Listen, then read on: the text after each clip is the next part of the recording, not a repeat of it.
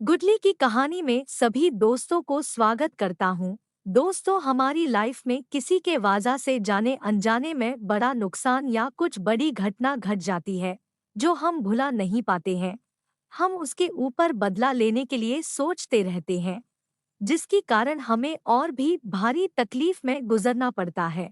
पर हम कभी ये नहीं सोचते हैं कि उस घटना को या तो भूल जाएं या तो उसे माफ कर दे। माफ करने से एक इंसान कैसे महान बन सकता है, आज की कहानी में सीखते हैं। दक्षिणी अफ्रीका का राष्ट्रपति पद संभालने के बाद एक बार श्री नेल्सन मंडेला अपने अंगरक्षक के साथ कहीं जा रहे थे और राह में एक होटल में कुछ खाने के लिए रुके। वहां बैठे हुए उनकी नजर दूसरी मेज पर बैठे एक व्यक्ति पर पड़ी जो भोजन आने की प्रतीक्षा कर रहा था। उन्होंने अपने अंगरक्षक से निवेदन किया कि वह जाकर उस शख्स को आकर हमारे संग खाने को निमंत्रित कराए। वह व्यक्ति आ तो गया परंतु बहुत घबराया सा था। राष्ट्रपति मंडेला ने उसके लिए बढ़िया पकवान मंगवाकर खाने का आग्रह किया। सबने देखा कि खाते हुए उस व्यक्ति के हाथ बुरी तरह कांप रहे थे और वह चुपचाप नजरें झुकाए ही खा रहा था। जब वह भोजन करके चला गया तो राष्ट्रपति के अंगरक्षक ने टिप्पणी की शायद वह बहुत बीमार था। भोजन करते समय उसके हाथ बुरी तरह कांप रहे थे। इस पर नेल्सन मंडेला ने राज खोला और कहा कि वह व्यक्ति बीमार नहीं, बहुत डरा हुआ था।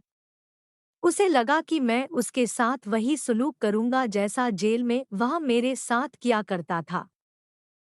उन्होंने बताया कि मैं जब जेल में था यह वहां का गार्ड था और मुझ पर भयंकर जुल्म करता, और जब मैं निढाल होकर इससे पानी मांगता तो मेरे सर पर पेशाब कर देता।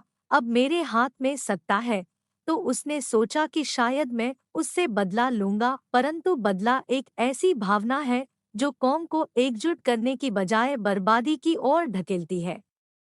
गांधी जी कहा करते थे कि आंख के बदले में आंख पूरे विश्व को अंधा बना देगी। मंडेला ने अपनी बात समाप्त करते हुए जो शब्द कहे वह मन में रखने वाले हैं।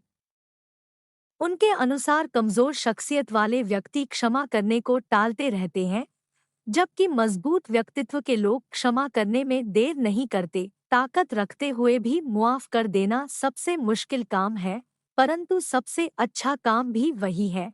मुआफ करने का मतलब उसे गले लगाकर दोस्ती करना भी जरूरी नहीं, बल्कि सिर्फ यह याद रखना होता है कि जो यातना उसने मुझे दी वह मैंने कभी किसी को नहीं देनी है। राष्ट्रपति मंडेला चाहते तो उनका एक वाक्य काफी था उस गार्ड को फांसी के तख्ते पर पहुंचाने के लिए, पर उन्होंने ऐसा नहीं किया।